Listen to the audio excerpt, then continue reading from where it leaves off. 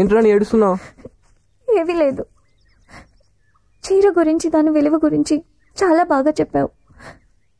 అది వింటుంటేనే నాకు ఆనందంతో. చీర అంటే అంత ఇష్టమా నీకు? చాలా ఇష్టం. కానీ మా వాళ్ళే ఇవన్నీ నేర్చుకోమని ఇక్కడికి పంపించారు. ఎవరి కోసం నువ్వు మాట్లాడటం ఏంటి? నీకు నచ్చింది నువ్వు చెయ్యి.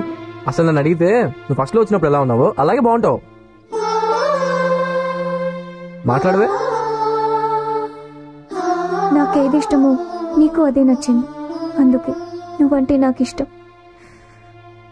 సరే గౌతమ్, వెళ్ళొస్తా.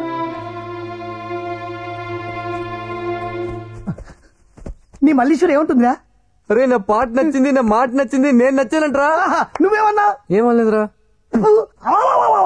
ఒక అందమైన అమ్మాయి నీ పాట నచ్చింది, నీ మాట నచ్చింది అంది, నువ్వు నచ్చావంది. ఇంకా ఆలస్యం చేస్తావేరా? ఒక అందమైన అమ్మాయి అంత డైరెక్ట్ గా చెప్పినా ఊరుకుంటావేంటి? వెళ్ళి ఐ లవ్ యు చెప్పే.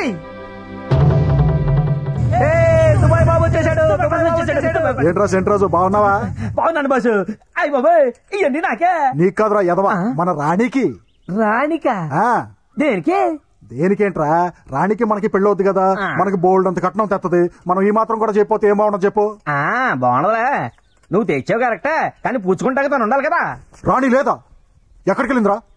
నీ మటుకు నువ్వు వెళ్ళిపోయావు, తన ఇంగ్లీష్ బిజినెస్ నేర్చుకుంటే పట్నం వెళ్ళిపోయింది. ఇంగ్లీషా? ఇప్పుడు అంత అవసరం ఉందిరా, మనకి ఎలాగో ఇంగ్లీష్ రాదు కదా. ఇంగ్లీష్ బిజినెస్ నీ గురించి కాదు గురు, అమెరికా నుంచి ఏదో సంబంధం వచ్చిందంట, ఆడి కోసం నేర్చుకుంటాకి పట్నం పంపించేశారు. అదేంటి గురు, నేను టెన్షన్ పడి చెప్తుంటే నువ్వు సంతోషంగా అవుతున్నావు. ఈ మాత్రం దానికి అంత టెన్షన్ పడిపోతే హార్ట్ అటాక్ వచ్చేది. సంబంధం ఆడితో కుదిరింది కానీ పెళ్లి మాత్రం మనతోనే జరగాల. ఈ మ్యాటర్ లో ఏమన్నా తేడా జరిగిందనుకో సంపేను.